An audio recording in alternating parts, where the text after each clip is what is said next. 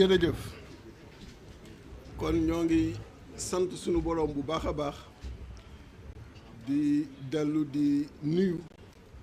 journalistes yi fi teew yëpp ak di nuyu sénégalais yi nga xam ni ñoo ngi déglu ci biir réew mi ak ci bitim réew di gërëm le président de la conférence des leaders Khalifa Ababacar Sall bi nga xam ni moo wax léegi ci turu leader yi fi toog di ko gërëm di gërëm leader yëpp ci seen taxawaay ci li nga xam ni moo fi am fan yi te sénégalais yëpp gis ko naqarlu ko nga xam ni du lenn lu dul enlèvement d'opposants du lenn lu dul séquestration d'opposants mais bi loolu amee gis ngeen ni nekkuma fi maa ngi woon prison mais terewul lépp li war ci taxawaay ku nekk ci ñoom toog fii nekk conférence des leaders def nga ko donc ma leen ci remercier di leen ci féliciter parce que loolu mooy mbir mi Macky Sall jàpp na ma jàpp na Ahmed Aïdara jàpp na Guy Marius Sagna jàpp na beaucoup de militants et sympathisants yi nga xam ni ñoo ngi nekkoon ak ñun mais loolu na xam ni du dara te maa ngi ciy dellu soit léegi toujours ci chapitre gërëm bi parce que dafa jaadu bu li nu mel amee nga gërëm ñi nga xam ni dañoo am taxawaay parce que wax fa dëgg yàlla tous les jours ay messages ñoo ngi ma koy indil ci ku nekk na nga taxawee di leen gërëm la presse parce que suivre nañu débat yi suivre nañu intervention yi gis nañu ku nekk ni nga exprimer sa indignation pour le bien de la démocratie des libertés ci li nga xam ni moo xew ci plateau yi les chroniqueurs les politologues les journalistes les patrons de presse amul ku ko deful sa affaire parce que jàpp nañu lii jaaduwul Sénégal tolluwul fi nga xam ni dañu war enlever ay opposants di leen yóbbu en prison mais c'est que Macky Sall dafa xamul luy prison moo tax pour moom da ngay jëlee yóbbu prison vraiment di leen ci remercier bu baax a baax di remercier chef religieux yi ci tarixa bi mu mën a doon parce que ku nekk yónnee nga ci conférence des leaders mastawu mettitlu yónnee nga ci famille bi mastawu mettitlu li nga xam ni moo xew biir Sénégal te Macky Sall commencé di ko teg nit ñi ñoom ñu jàpp ni jaaduwul ku nekk exprimer loolu di remercier aussi député yi nga xam ni ñoo def li war muy Chérif Montey di Marème Soda Ndiaye nga xam ni def nañ une initiative pour que li doon suñu àq ak yelleef ak Mame Diarra Fam ñu mën ñu ko jox mais terewul justice bi tëx terewul Moustapha Niass tëx parce que moom li président Macky Sall wax rek lay wax te ordre bi ci président Macky Sall la jóge woon di remercier le président Abdoulaye Wade ak Karim Meïssa Wade ci délégation bi ñu envoyé à la conférence des leaders envoyé que kër ga pour mastawu li nga xam ni moo xew loolu doon lu doy waar aussi et vraiment di leen ci gërëm bu baax a baax di ci gërëm aussi Barthélémy Diaz il est membre de la coalition ci déplacement bi mu def ak toute la mairie de Dakar ci famille bi pour mastawu pour mën a également mettre lu lii nga xam ni moo xew di gërëm sama xarit le président Abdourahmane Diouf nga xam ni mooy président Awalé ñëw na ba prison pour seet si ñu di gërëm le président Doudou Wade nga xam ni aussi sunu doyen la référence la ci Sénégal ñëw na ba prison également di nu mastawu di gërëm aussi Bougane Gueye Dany parce que gis nañu taxawaay bi mu am message yi mu yóbbante ak également lépp luy prise de position yi mu ci am ngeen may mu aussi ma gërëm sama xarit prisonnier yi ma am biir prison de Rebeuss biir prison de Sébikotane vraiment am naa fa ay xarit yu bare parce que li président Macky xamul mooy ñun jàngal nañu environnement boo nu yóbbu ñu adapté wu c'est ce qu'on appelle dans l'armée les stages de vie et de survie faut ñu mën dugal ñu adapté wu ak l'environnement et vraiment trouver fa ay prisonniers yu xam seen bopp yu bëgg Sénégal yi nga xam ni ñoo doon nekk tous les après-midi à partir de 17h 18h ñooy fubalandoo ci terrain ba d'ailleurs maa ngi am benn góom fa laa ko jëlee moo tax may soox un peu ñooy fubalandoo donc on était bien ak garde pénitentiaire yi le directeur de la prison di leen gërëm ñoom ñëpp parce que xam nañu ni li ñu fa indi jaaduwul di gërëm et di sant aussi l'opposition française ñi nga xam ni ñoo prononcé wu ku mel ne le député Olivier Faure indigné wu li nga xam ni moo xew Sénégal ku mel ne Jean-Luc Mélenchon indigné wu ci li nga xam ni moo xew Sénégal jàpp ni ñoom comprendre nañu ni le Sénégal ak l'Afrique de façon générale nekkatuñu ci façon boobu amoon au début. Ce sont des Africains, des Sénégalais aujourd'hui extrêmement fiers et dignes yi nga xam ne lu mën a ñëw daan def face parce que seen réew rek moo leen ñor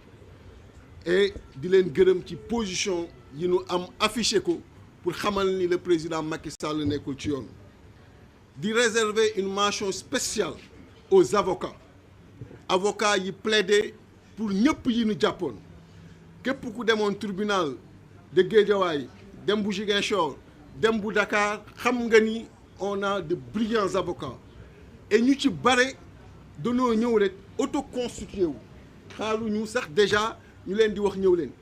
moo tax ngeen gis plaidoirie bi yàgg parce que chaque avocat en faisait son affaire en réalité et xaarul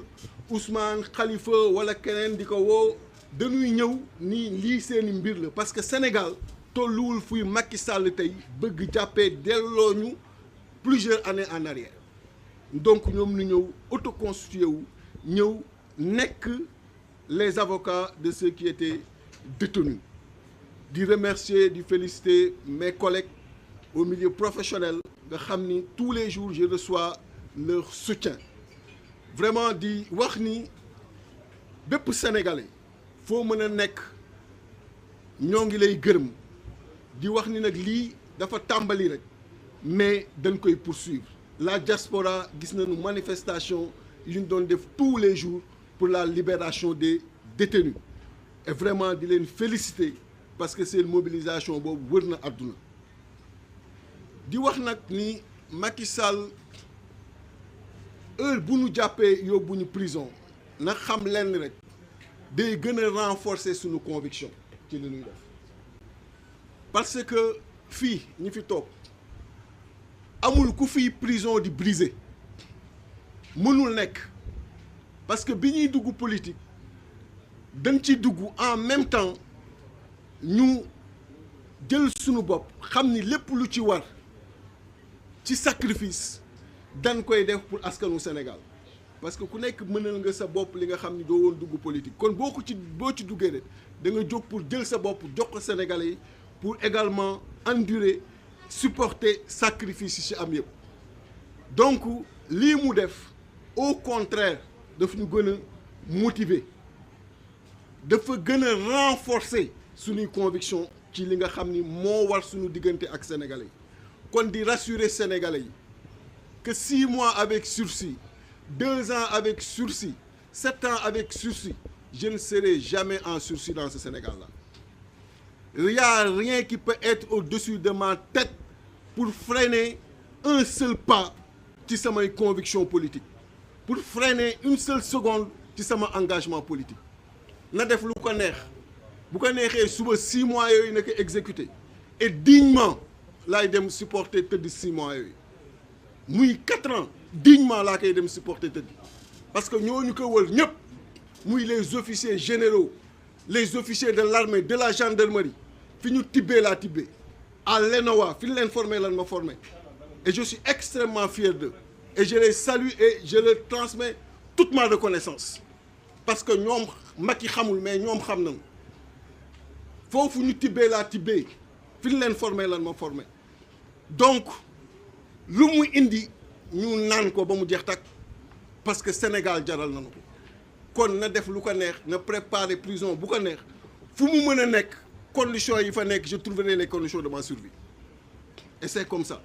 moo tax bi ñu yeggee section de recherche le commandant maa ngi koy saluer Aliou Ndiaye qui a été très professionnel jël benn néeg dugal ma fa taal clim bi MDL bi ñëwee dama ne ko fayal clim bi ubbil fenêtre yi bu ko defee ma jël ci chaleur yi jël ci yooyu préparer fi ma jëm parce que je savais qu'il allait me transférer moo tax sama yaram bi yëpp gis ngeen ay matt tatu yoo la parce que dama dem prisonniers yi mën leen bàyyi leen yooyu jël seen asaka ba mu doyal bu ko defee dootuñu ma matt dañu may biiw rek donc pendant 72 heures gars yi matt ba doyal après di biiw jeex na mooy le problème amul benn problème bu fekkee dañoo bëgg jóg pour liggéeyal Sénégalais il faut ñu assumer loolu donc pour wane rek ni li mu def amul lu muy wàññi day gën a yokk suñu motivation yokk suñuy conviction parce que dañoo jóg pour liggéey Sénégal dañoo jóg pour defar Sénégal dañoo jóg pour faire retrouver le Sénégal sa dignité et loolu ma koy wax au procureur de la République bi nga xam ni bi muy dugg keroog il était entré avec ses airs pensant que pour une fois on est là devant lui ci palais de justice mu toog et qu'il est le roi et que xëy na li ñu waxoon dañ ciy dellu si et que xëy na dañuy trembler devant lui quand il se permet de prendre la parole après sama intervention di wax le juge comment quelqu'un comme Déthié peut être là malgré li ñu koy reprocher il s'est pas repenti Déthié refuse de se repentir ma koy xamal ni yàlla képp moo am méritu jot sama repenti ca la ma def kuy nit ak foo mën a nekk ak koo mën a doon doo jot sama repenti waxuma laa ca la ma deful donc il devait pas être étonné de cette posture quand il dit encore que devant tout le tribunal Déthié Fall tient une posture martiale. Comment un militaire formé à l'ENAWA devant n'importe quelle situation je ne peux tenir qu'une posture martiale. Même le couteau à la gorge. Toute l'armée nationale, je tiendrai une posture martiale. Donc il ne devait pas être étonné de cette posture. Quand il dit Déthié Fall, doté par la nature d'une si grande intelligence, au lieu de m'utiliser que pour le bien du peuple, je vais utiliser pour attaquer les institutions. Mon intelligence, ce n'est pas son problème. Si je vais utiliser, mais je ne l'utilise que pour le bien des Sénégalais. Et marcher pour les libertés, pour les droits fondamentaux, pour la démocratie, amul lu gën a nekk bien que loolu. Donc pensant que de nous attaquer son institution, il faut nous yóbbu son intelligence, il faut nous utiliser. Il est dans l'erreur absolue. Il a chargé pendant 15 minutes sur plaidoirie de 24 minutes Déthié Fall. Ba ñii ñëpp kenn mënatul muñ kenn mënatul téye sa bopp Aïda Mbodj xaw na jóg. Elle a fait violence sur elle pour écouter li nga xam ni moom le procureur bi doon parce qu'il pensait tout simplement que fi mu toog ci chaise am mën na wax te tey comme mi ngi doon nekk di attaquer ay leaders attaquer Ousmane attaquer keneen. Il nous a en face, enfin il a en force, il est en puissance, mën na wax lu ko neex foo mën a ne ñu fekk la fa doo fa wax lu la neex daan la wax ay dëgg te dëgg yooyu bu fekkee moo lay yóbbee nga demander 5 ans d'emprisonnement ou 10 ans d'emprisonnement du ñu teree ñu wax la dëgg et ce procureur je le lui dis donc li mu subir foofu na xam ni mu jàppaat ma indiwaat ma fa dans les mêmes circonstances dans les mêmes conditions je dirai encore les mêmes choses avec cette même posture martiale et les mêmes vérités pour le Sénégal et les Sénégalais. Et il va essuyer ces vérités-là. Parce que duñu kuy daw, duñu kuy lox, duñu kuy xef-xefi. Suñu benn maam dawul. Donc qu'il le sache, c'est comme ça. Qu'il n'ait pas à s'indigner de mon comportement devant le barreau. Noonu lay demee toujours. Parce que lu ma wax dama koy assumer. Lu ma leen wax fii Sénégal yëpp dégg ko. Nekk biir réew bitim réew. Dinaa dem ba taxaw comme procureur naan maa ngi débiné wu. Je le ferai jamais li may wax fii xam leen ni bu armée nationale taxawee moom lay wax c'est comme ça noonu leen ma bindee noonu leen ma yaree te loolu laay def ba abadan parce que fii ragal nekku fii donc di ko wax di remercier les juges je ne suis pas du tout je n'ai rien contre eux le juge Abdoulaye Ba qui a libéré 81 détenus man rek la def 6 mois avec sursis ak Ahmed Aïdara 1 mois avec sursis pour le juge bi fa nekkoon. Guy Marius Sagna on me prend également 1 mois avec sursis. Donc xool ku ne looy gàll ci moom pour mu bañ a bouger. Dans ce Sénégal-là, personne ne peut m'empêcher de bouger. Personne. Je bougerai toujours fièrement, la tête haute, la poitrine suffisamment bombée, et je regarderai toujours les Sénégalais droit dans les yeux. Et Macky Sall droit dans les yeux. Donc ça, c'est clair. Pour dire Sénégalais yi que ni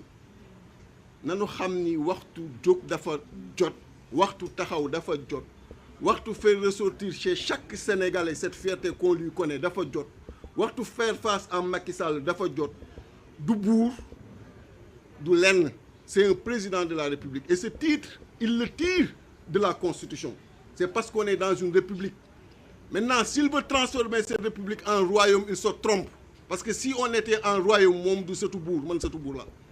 Donc on est en république, donc na yam ci périmètre république bi pour mën a continuer à bénéficier de ce titre.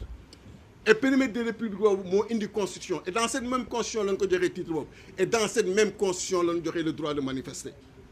Pourquoi il veut prendre tout ce que la constitution lui donne et nous interdire tout ce que la constitution nous donne et nous dire maintenant laissez-moi gouverner tranquillement? Mais ku fi ñàkk fayda boobu, ku fi manqué fulla boobu ci Sénégalais yi amul.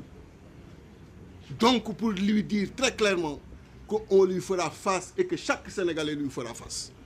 loolu naka xam mu leer ci boppam. Donc na ubbi prison yi, na yokk cellules yi, on va revenir, les 15 millions de Sénégalais vont venir, parce qu'il s'agit de notre développement, il s'agit de notre émancipation, il s'agit de montrer que luy xam-xam am na fi, luy fulla am na fi,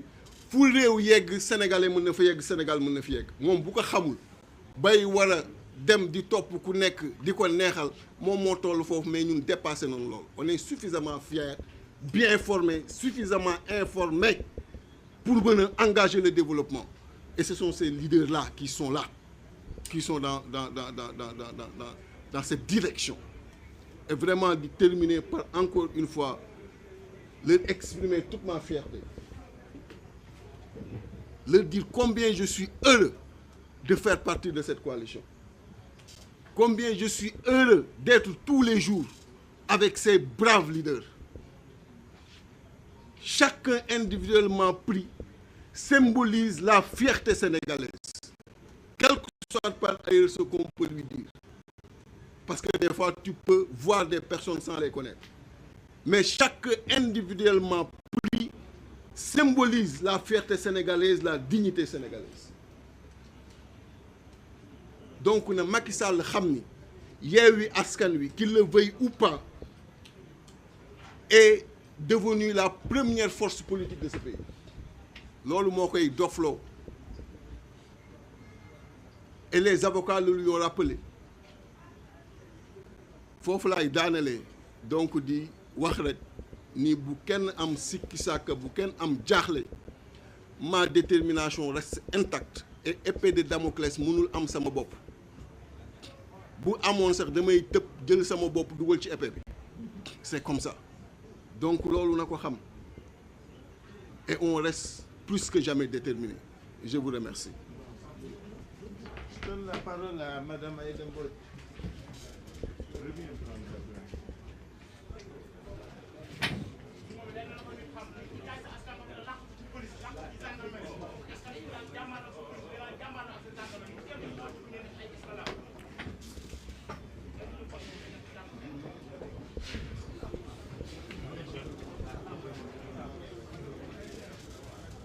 Auzu billahi mina sheytaani rajim.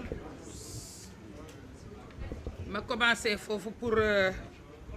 jox raison Odia mi ma defal chapelet bu gudd. Alhamdulillahi rabbil alamin. Maa ngi leen di nuyu leader yi fi toog yëpp ak ñëpp ñi nga xam ne ñu ngi fi ñëw. Di sant yàlla bu baax bi nga xamee ni sunu champion bi dellu si na muy Déthié Fall.